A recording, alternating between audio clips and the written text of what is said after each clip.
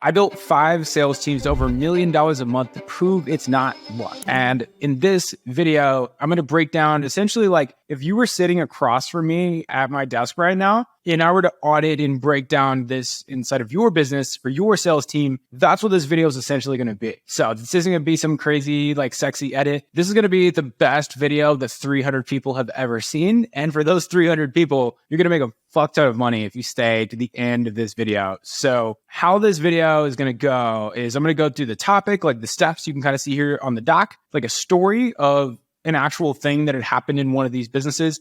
And then obviously like the takeaway from it, so you can implement these takeaways and these lessons inside of your business. So let's get into things, right? Step 1 here is data, right? Like if, again, you're sitting across from me and I were to start working with your sales team like I did with these other 5, this is what I would do. Is like, cool, show me the numbers, dude. We're going to look at the numbers and find out why they are the way they are. Kind of cover what your numbers look like and why, cover what systems you're lacking and why. And you can just tell the quality of a sales team by the quality of what they track and also the amount of metrics they actually track. High quality sales teams that are doing $1 million a month for their setters, they track the amount of dials that they're doing, obviously, the time to contact, the TTC, how fast the leads are actually contacted, the pickup rate, the conversation rate, the set rate, the offer to set rate, how long it takes for a set to actually happen to set call happening, right? Like, do you book them 5 days out? Do you book them 1 day out? What difference does that make? Like little intricate stuff like that. Like what is the show rate and close rate of each set per setter? Different stuff like that. So I can always tell how well a sales team is doing or how well a sales team isn't doing by the amount of metrics they track. So we start here because I need to know what's going on data-wise. And oftentimes, most businesses don't track enough data on their sales team, and then they struggle to spot the actual problem. So when I step in, I'm kind of unsure of what the problems are because they don't have enough data to get this done. And it's either because they don't understand the importance of these metrics or because they're just not doing enough data collection and end-of-day reports, and they might even not have an end-of-day report,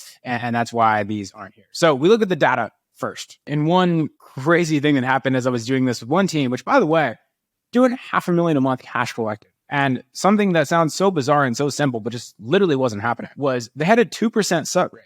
I was like, how do we have a 2% set rate? Like, seriously, how? Like, what is going on? I was, I don't know. I'm like, well, walk me through the problem. Like, how do you do this? I'm like, oh, we just SMS all the leads. And that's how we get them set. We have this like SMS process and this really good script. And they were kind of showing me how cool their script was. And I was like, perhaps we fucking call the leads. We're paying for them. Like, we should call them. You can't tell me that a text conversation wouldn't be as high of a touch point as a phone call, like an 8 to 12 minute conversation. We hired 14 setters for them, got them trained, interviewed, onboarded, ramped up, and literally within 30 days, they went from $500,000 a month to $1 million a month cash collected, 30 days, double the business. So that's why this kind of section of things is important, right? All right. Step 2, we're basically going to audit sales management. And like, quick pause here. If you're the business owner and you are also the sales manager, this is a really good thought prompt for you, which is this, right? Like if you had 30 employees and one of the employees was you as a sales manager, like if you don't have a ton of employees, then you're wearing a lot of hats. But if you had 30 employees, probably let's say 10 of them are also you. And one of those 10 is you as a sales manager. Would you fire you? Like if you audit your actions as a sales manager, are you doing the things that I'm about to cover here in this video? And if not, that's okay. You can use this stuff to get better. And if you already have a sales manager, if you're watching this, then obviously this is how I would audit them and their actions, right? Find out what the management is actually like. Like some good questions here. Like, are the sales reps happy? Are the calls being recorded and reviewed consistently? That's a big consistently. Do the reps look forward to team meetings? Like, are they actually valuable and fun, or are they just boring and they just can't wait for them to get over so they can get back on another sales call? Do you have a one-on-one cadence in place with all of your sales team members? How well are the leaders leading people? Do they know the reps on a personal level? Are they holding their reps accountable? How do they communicate with the team? This is all like super important stuff, because I think a lot of people just look at numbers on the spreadsheet and they think they're spotting certain problems, but actually some of the stuff going on in the rep's personal life are affecting different things. And then we try to fix close rate and think all these other issues are happening when actually they're having a fight with their girlfriend, right? And that's why getting to know your reps on like a personal level is so important, because you'll find out these things are happening. Like one thing we do on our sales team meetings is we go through a personal and professional win at the start of every single meeting. And you can get a pulse check on things. Like if they don't have a great personal win, like honestly, and then also it helps that you have one-on-ones. When you do one-on-ones, maybe they don't want to share that on a whole team meeting, but they're like, hey man, like I got this going on, or the weather sucks in my city right now. It's winter, it's cold, it's dark, it's gray, it's messing with my mood. like go work out, like these things are important. But on a higher level, right, what accountability is in place? Like, let's say your lead flow is down a little bit. Does your sales team just point the finger at lead flow, or do they focus on what is actually controllable for that? And how did the sales manager hold the team accountable? This stuff is huge, and we spend a lot of time here because it helps us kind of implement certain processes and also train the sales manager or the business owner on how to actually go about doing these things if I'm not the one actually managing the actual team. Then we audit the sales reps with the CTR method. So what is the CTR method? The CTR method is call review, training, and role play. So we do call review first because we want to identify the problems. We'll find out what the actual problem is. And we kind of already know because of the data we looked at. Like if it's a closer, there's show rate, there's offer rate, there's close rate. To preface things, sometimes closers or sales reps will lie to make the numbers look better, which is a problem in itself. So identifying that, like if there's a really wonky show rate, offer rate, the data's probably wrong. And then you have to call out your reps on why they're lying to make the numbers look better. Side note. But anywho, if their offer rate is really bad, it's like, okay, are the leads bad, or does the sales rep not understand who to give offers to or not give offers to? If the close rate is bad, again, do the leads suck, or does the sales rep suck? Or do they just literally need trained? And like, if so, like what is the problem that keeps happening on calls? And then we can really identify that and hone in on that. And then once we spot the problem, prime example here is we're selling there's like a BizOp type company. I won't say specifically what exactly was going on with them, but it's a company that we were working with their sales team, and they weren't sold on the method of how to basically make money. It was like a coaching program. They weren't sold on the method of how to actually make money doing the thing. They're like, oh, well, I could do drop shipping, or I could do Amazon FBA, or I could trade stocks, or I could do this, or I could do that. So like, if I do exact insert method, then I'll buy this coaching. But I'm just not solidified on doing the actual method. What we had to work on with the sales team was you need to sell them on the method, and then you need to sell them on the program. Like you need to get them to leave their job, and then you need to get them to do this method and not do the other methods. And then in order to do this, they need to buy the coaching program to get it done, to make it happen. So that was like a prime example. And then once we mentally separated that for reps, it became really easy for them to crush, because we knew that our close rate on people who weren't sold on doing the method of making money, they weren't closing. Everyone who was sold on it, like the warmer leads, they were closing like crazy, and they were just selling like hotcakes, right?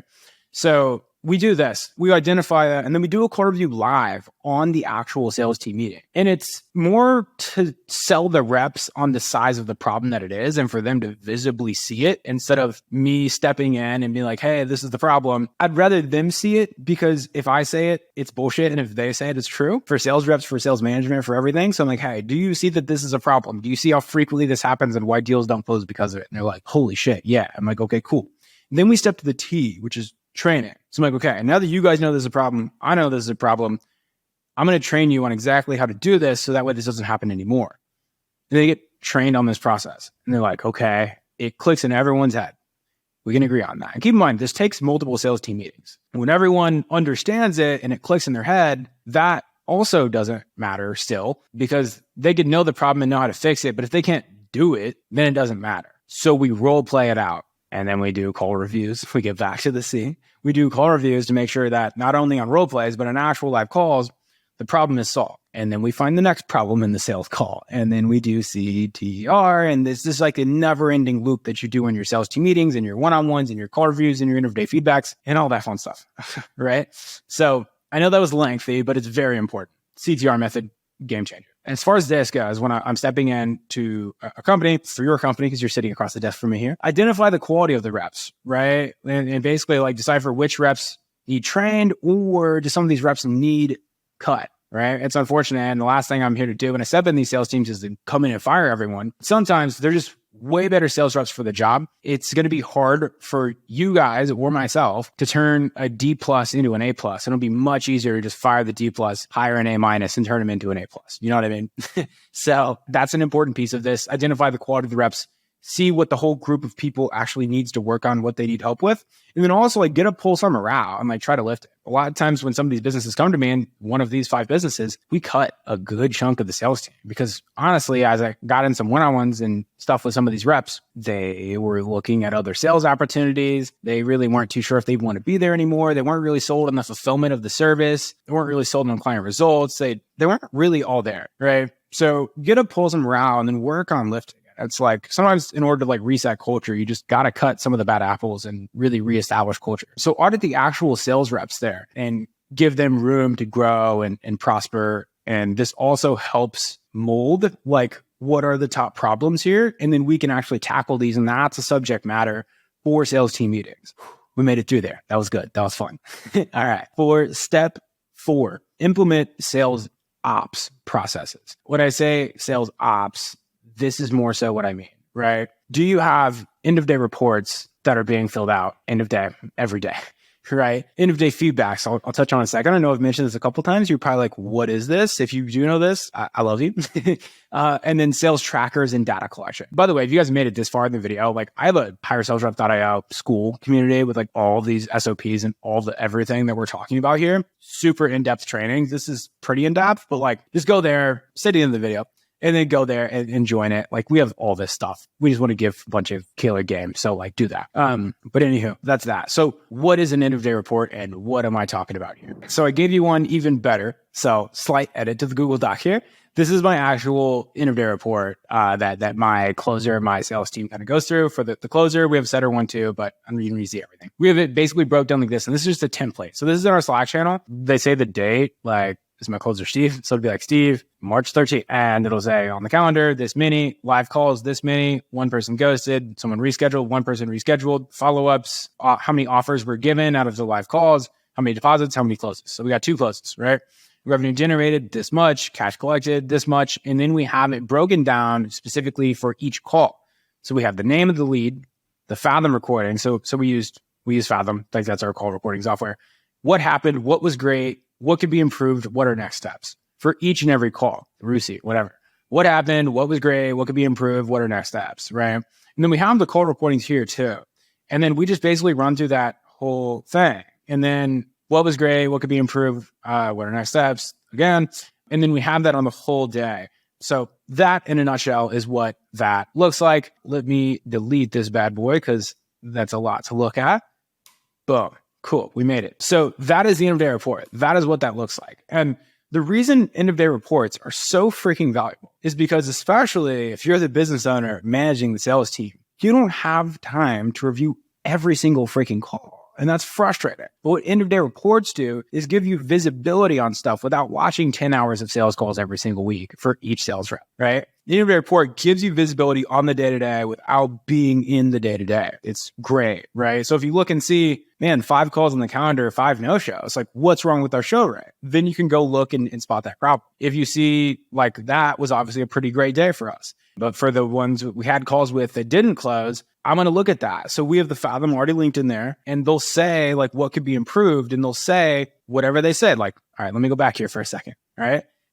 What could be improved? A lot of time on a nurture call that I knew wouldn't close. So that's a prime example. So it's like, let me go to that exact section of the call where he's kind of in the discovery phase and he knows this guy's kind of disqualified. Like, why didn't he cut that sooner? Or should the call not have actually been cut sooner at all? And this guy, our closer just maybe has the wrong understanding of what a qualified or unqualified lead actually looks like. Like, let me reframe that for him. Then we can do what's called end of day feedbacks, which end of day feedbacks is essentially what I just described. That is an end of day feedback process.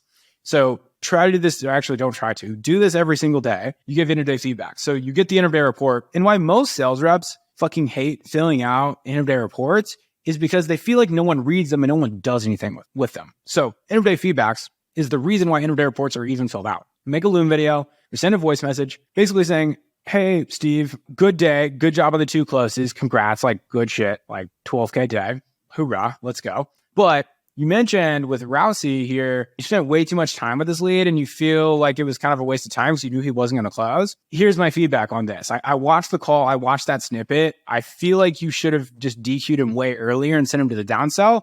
Or, hey man, I don't think that lead is actually disqualified and you need to change your mind. Like you need to reframe your brain and change your mindset around these leads because he was qualified and you could have closed him, but you didn't. You gave up on him way too early. Like that's end of day feedback. And you're going to do that for each rep. Kind of just see the problem, see what was good, skim through the calls. Don't watch the whole thing. Just skim through it and then make a Loom video or literally drop a voice message in Slack. Even if it's as simple as like, hey man, good stuff. I checked through everything. like, good day, keep doing your thing. It makes them excited to actually fill out end of day reports and fill out end of day feedbacks. And one thing you'll notice as you do end of day feedbacks is you'll spot common problems from multiple reps. And when that happens, that is what you cover on sales team meetings. So that's the beauty of this stuff. As far as sales trackers and data collection, that's just like, do you have a tracking sheet in place for your sales team where you know all of your metrics? Like, do you have these in place? And most importantly, are they being filled out on a consistent basis? Yeah, like, again, not to keep plugging this, but in the school community, we have literally sales trackers for all of this shit. Just, it's in there. So use it if you don't have it.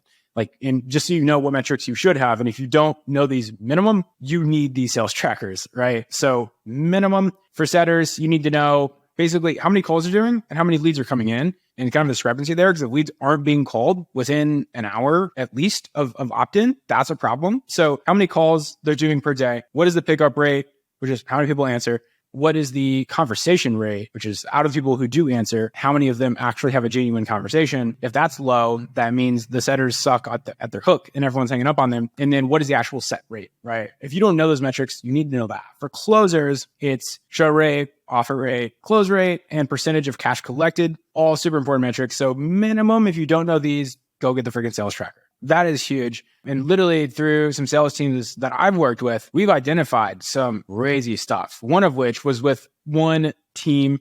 They were basically like a sports betting coaching type offer, which was super interesting. The one thing that we found was like their percentage of cash collected was literally like 20%. And they were trying to do all these different marketing things to get their ROAS higher and cash collected, cash on cash returns higher from their ads. And all they had to do was start piffing more leads. And I coached the rep on, once we actually got this data, we saw it was crazy low. And as we started tracking it, I was like, hey, try this. And then percentage of cash collected went from like 20% to like 80% with one little tweak. And then cash quadrupled like within a couple months of working with them. Pretty cool stuff. So knowing your metrics shows you the problems to actually fix, and then you know what to actually fix, and you just have so much more clarity. Like when you don't know your data, you don't know your metrics, and isn't being filled out consistently, and the data is inaccurate, you just drive yourself crazy, and you're like, why? Something's off with the team and I don't know what it is. And like, if you feel that right now, that is a telltale sign. Either A, you're not tracking enough data, your data is inaccurate or not being filled out as consistently as it needs to be, or you see that the data and the metrics are low and you don't know what to do about it. If you don't know what to do about it, then subscribe. So that's that. As far as step 5, passing the baton, I implement a lot of these processes, and it's usually possibly a little bit overwhelming depending on the business owner. Usually business owners are doing a couple $100,000 a month. Hotcakes. It's easy. They do it because it's just simple. For guys that are like more 100K a month, 50K a month, 60K a month, 70K a month, a little bit more of a struggle to kind of get this stuff implemented, right? So you kind of all right, for me, I have to sell the business owner on why it's even important to do it in the first place, because it feels like admin work. And once they see it start working, then they realize, okay, like this is what needs to happen for us to scale.